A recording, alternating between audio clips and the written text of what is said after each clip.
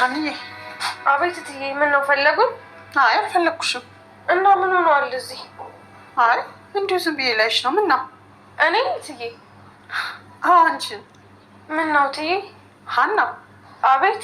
ሰሞኑን ግን ምን ሆነሻል? ምን ሆንኩኝ እትዬ? ሰሞኑን ሁኔታሽን እየተከታተልኩ ነበር።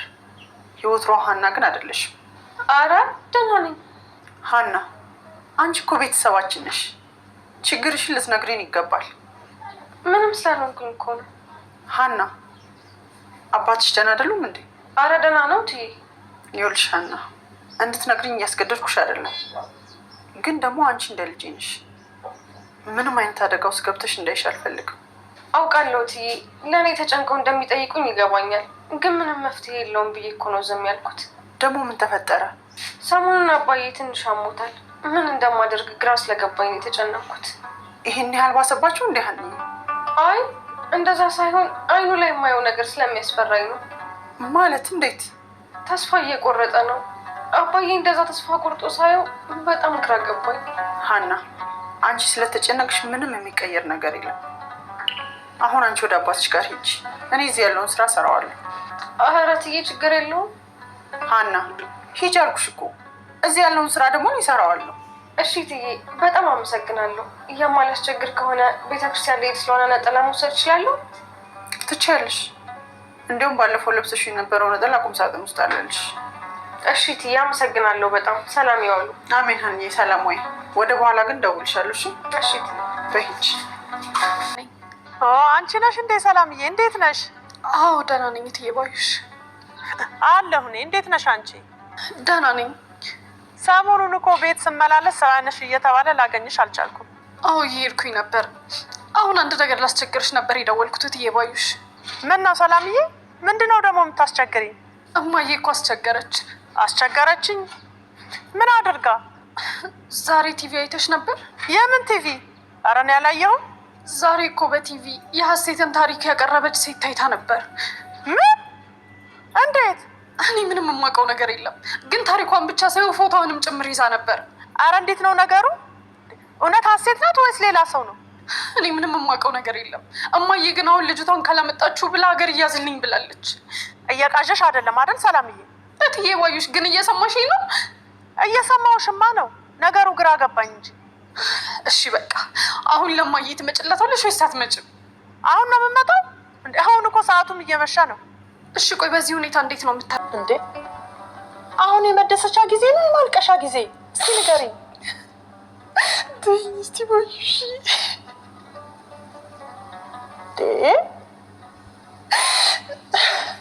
ተይ ሜሉ ተይ።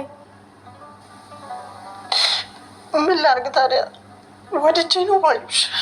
ምን ላድርግ ትይኛለሽ እንዴ? ይሄን ሁሉ አመት ኖረሽ ዛሬ እንደዚህ መሆን ምን ይሉታል? እንዴት ነው ልጅ አዲስ አበባ እያለች ሳላያት ማድር?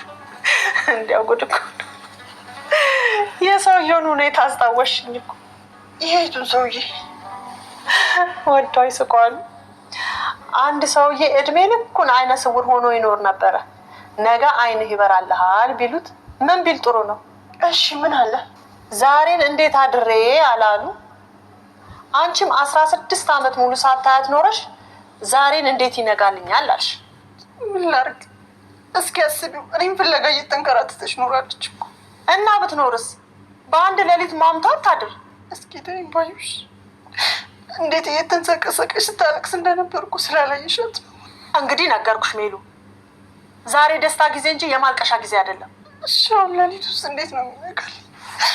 እንዴትስ ነው የምተኛው? ኧረ ተይ ሜሉ አትይ። እንዴት ነው ዛሬ እንዴት ይነጋልኛል ብለሽ የምትይው? ባዩሽ አንቺ አልገባሽም። የልጄ ነገር አልገባሽም እንዴ? ምንድን ነው እንደዚህ መነፋረቅ? በቃ ነገ ሄደን እናገኛትና ማድረግ ያለብንን አድርገን እናመጣታለን። ምንድን ነው ግን ባዩሽ? እሺ ብላ የምትመጣልኝ ይመስልሻል? እሷ እኮ ናት ልታገኝሽ የፈለገችው። በይ አሁን ተነሽና ተጣጣ። ምግቡ እንቅልፉ ምሻይል ይቅርብኛል።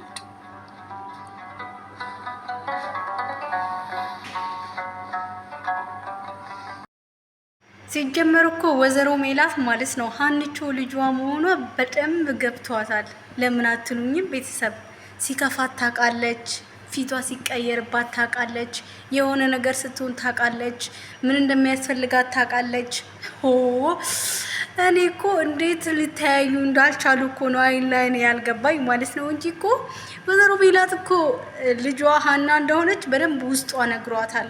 አሁን ዛሬ ማነው ክፍል 34 ላይ ራሱ ሀና እንግዲህ ክችን ላይ ክፍት ብሏት ቆማ እያለች ወይዘሮ ሜላት ወደ ክችን ገባችና ሀኒ ምን ሆነሽ ነው? የድሮ የወትሮ ሀና ማቅሽ ሀና አይደለሽም። ምንድነው ችግሩ ስትላት አይትዬ ምንም አልሆንኩም። ምን ሆነሻል?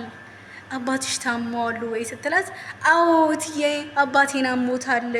በብር እንድትረጅኝ እንድታግኝ እፈልጋለሁ እንደማለት ሀኒቾ እንግዲህ ታውቃላችሁ፣ በአባቴ ጉዳይ ማንንም ማስገባት አልፈልግም። በራሴና በራሴ መንገድ ብቻ ነው መጨረስ የምፈልገው። የማንንም እርዳታ አልፈልግም ብላ ከዚህ በፊት እንግዲህ ብዙ ጊዜ ተናግራለች ሀኒቾ ማለት ነውና ከዛም በኋላ በቃ አንቺ አባትሽ ጋር እኔ ስራውን እሸፍናለሁ። አንቺ ምንም እንኳን ባልወልድሽ አምቄ እብዬ ባልወልድሽ ልጄ ነሽ።